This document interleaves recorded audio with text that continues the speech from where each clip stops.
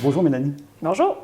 Là, c'est le 4e volet qui rentre dans le cadre du soutien à la vitalisation. Pouvez-vous nous expliquer en gros c'est quoi? Oui, bien dans le fond, c'est dans le cadre de l'entente de vitalisation du Fonds Région et Ruralité qui a été conclu entre la MRC de Bonaventure puis le ministère des Affaires municipales et de l'Habitation. Nous, on travaille présentement, c'est sur le volet 4, qui est le soutien à la vitalisation. C'est pour soutenir les projets qui vont avoir un impact positif dans les communautés qui font face à des défis particuliers en matière de vitalisation.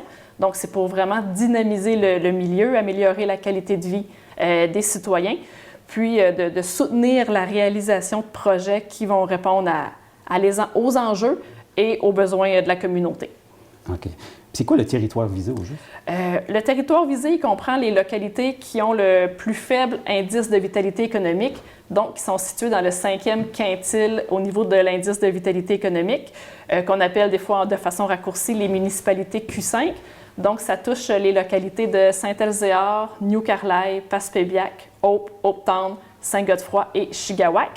Le comité de vitalisation peut décider d'élargir ce territoire à toute la MRC mais l'objectif, c'est vraiment de soutenir des projets structurants qui vont avoir des retombées directes ou indirectes dans ces 7 municipalités-là, parce que c'est celles qui ont le plus de besoins selon les indices de vitalité économique. OK.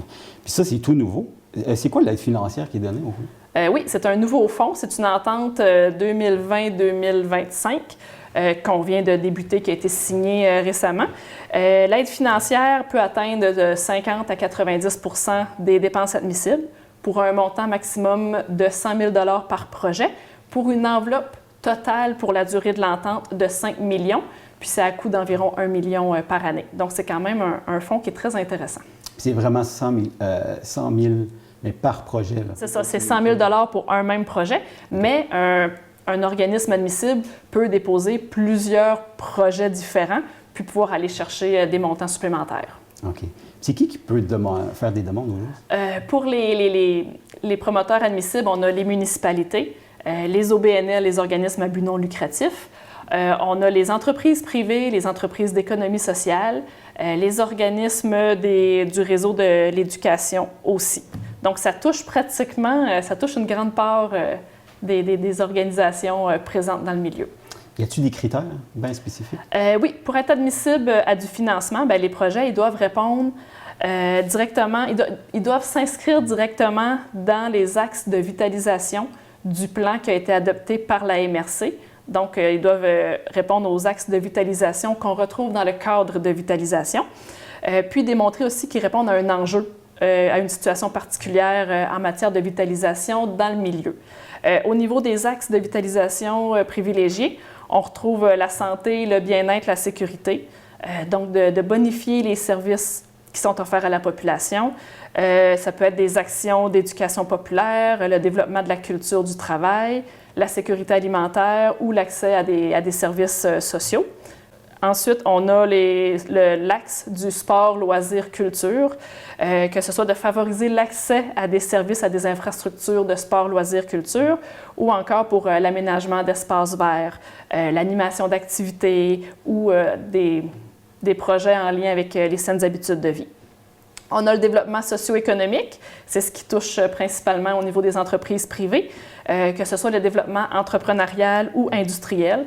Ça peut être les services de proximité ou encore le développement du secteur touristique. Puis, on a aussi la création et le maintien d'emplois de qualité.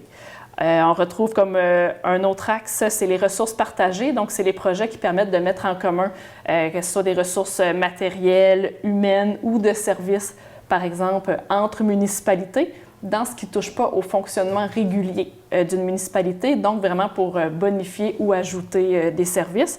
Puis on a finalement, c'est le transport et la mobilité, que ce soit le transport local, intermunicipal, hors territoire, ou la mobilité puis l'accessibilité aux infrastructures. Donc c'est très, très large, puis ça va répondre à des besoins qui ont été ciblés dans les différentes communautés. Au niveau du financement disponible, pour les municipalités, les organismes à but non lucratif, les entreprises d'économie sociale, bon, c'est un maximum de 100 000 $ par projet qui peut couvrir jusqu'à 90 % des coûts admissibles. Pour les entreprises privées, c'est encore un maximum de 100 000 par projet en subvention, qui peut couvrir jusqu'à 50 des coûts admissibles, mais qui doivent aussi respecter les modalités de la politique de soutien aux entreprises qui existent déjà aussi à la MRC. Donc, c'est des fonds qui sont très intéressants et qui peuvent permettre à des projets structurants de voir le jour. Y a-t-il des dates limites? Non, présentement, on est en entrée continue pour les organisations qui veulent déposer un projet. C'est en entrée continue. On a un formulaire qui est disponible sur le site web de la MRC de Bonaventure. Mais par contre, les sommes doivent être réservées, toutes les sommes doivent être réservées au 31 décembre 2024, puis les projets doivent être complétés au 30 septembre 2025. Donc, c'est quand même, on a quelques années, mais il faut planifier à savoir vraiment comment, qu'est-ce que les organisations ont le goût de développer ou comment on peut répondre aux besoins pour dynamiser le milieu avec ces fonds-là. Mais il n'y a pas de limite de projet? Non, c'est vraiment la limite, c'est 100 000 par projet, puis 150 000 par promoteur par 12 mois consécutifs. Ça, c'est en lien avec la loi sur les subventions municipales. Ce n'est pas un critère qu'on peut modifier, c'est une obligation qu'on a au niveau de notre entente avec le gouvernement. D'accord. Y en a-t-il déjà qui sont montrés pas mal intéressants? Oui, bien, c'est certain que depuis janvier, je suis en poste à temps plein comme agente de développement rural en vitalisation pour la MRC de Bonaventure.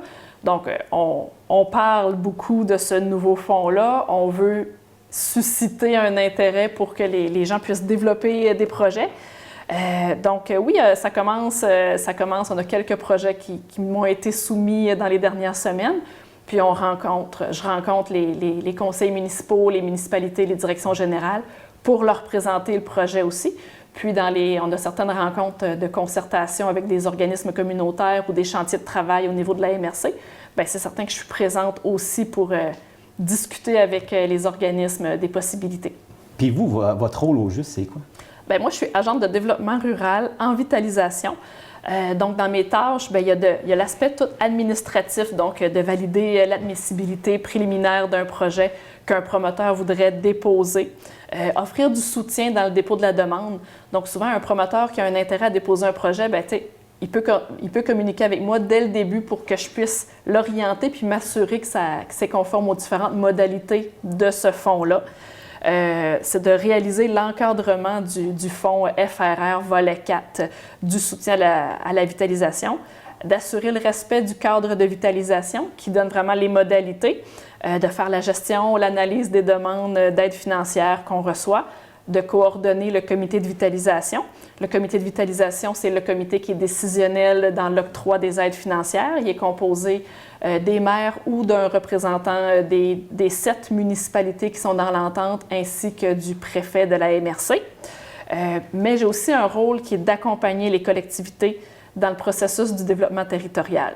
Donc, de voir avec eux, d'analyser c'est quoi les problématiques, connaître les besoins, proposer des solutions, dégager des stratégies, des priorités, les aider à mobiliser le milieu pour savoir concrètement c'est quoi les besoins puis comment on peut y répondre. Encore là, on revient avec l'objectif ultime qui est de dynamiser nos communautés et surtout celles qui sont visées par l'entente. Donc, je répète encore, c'est Saint-Elzéar, Noucarlaï, Passepébiac, Hope, Hopetown, Saint-Godefroy et Chigawak. Puis, pour un promoteur qui a une idée de projet, bien, je les invite à me contacter pour qu'on puisse vraiment, dès le début, s'assurer que que ça corresponde aux modalités, puis pour les aider dans le cheminement pour le dépôt d'une demande. Puis le cadre de vitalisation, le formulaire pour déposer un projet, tout est accessible sur le site web de la MRC de Bonaventure. Puis les gens peuvent communiquer directement avec vous aussi? Oui, ils peuvent communiquer directement avec moi, au numéro général de la MRC ou au 581-357-1126. La MRC de Bonaventure a annoncé récemment le lancement d'un appel de projet en continu dans le cadre de l'entente de vitalisation du Fonds Région et Ruralité. Pouvez-vous nous expliquer qu'est-ce que vous en pensez? Bien, c'est sûr que c'est une excellente nouvelle. Le gouvernement du Québec a alloué à la MRC de Bonaventure près de 5 millions pour permettre à nos municipalités les plus dévitalisées, justement, de faire des appels de projets pour changer, justement, le statut pour qu'ils deviennent plus vitalisés, pour offrir soit des meilleurs services, en tout cas pour, justement, amener la population à être dans un meilleur endroit pour vivre, on pourrait dire. Fait que c'est sûr que d'avoir cet argent-là qui nous vient du gouvernement, qui est spécifiquement dédié à certaines municipalités de la MRC, on en a 7, pour faire justement des appels de projets, bien, c'est sûr que c'est une excellente nouvelle. Puis là, bien, nous, on aura à démontrer collectivement que cet investissement-là va changer quelque chose dans nos milieux de vie. D'accord. Pourquoi puis comment c'est bon pour les générations actuelles et futures? Bien, c'est sûr que dans les projets qu'on veut, dans ce qu'on a ciblé comme action, c'est vraiment le service à la population, on a l'hébergement, le transport, c'est d'améliorer la qualité de vie. Fait que, tu sais, ça peut juste être bon pour toutes les générations de ces milieux-là. On veut garder les gens dans nos milieux, on veut aussi... Puis la vitalité des milieux passe par les services qu'on offre à notre population. Fait que je pense que tout ça va être mis en... Tu sais, puis c'est une première aussi au Québec, là, que le gouvernement donne de l'argent pour faire ces actions-là. Fait qu'on vient de débuter le processus, fait qu'on espère qu'à long terme, bien, que ça va changer vraiment quelque chose. De par l'entente de vitalisation, de par les crédits qui sont disponibles, bien, ça nous permet d'appuyer la réalisation de démarches et d'initiatives de vitalisation sur notre territoire concerné par l'entente, par le cadre de vitalisation. Et de façon générale, ça va aller améliorer les services ou les équipements pour la population par la réalisation de projets probants qui peuvent être tant au niveau communautaire, culturel, social ou économique. Puis on revient encore vraiment à l'objectif ultime qui est de dynamiser les milieux puis de répondre aux besoins de la population qui sont observés, puis d'améliorer la qualité de vie des citoyens.